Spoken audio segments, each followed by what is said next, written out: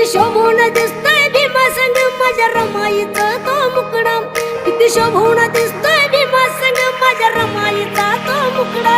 असं सोन्यानं मडवून घडवून दिलं ते घरदार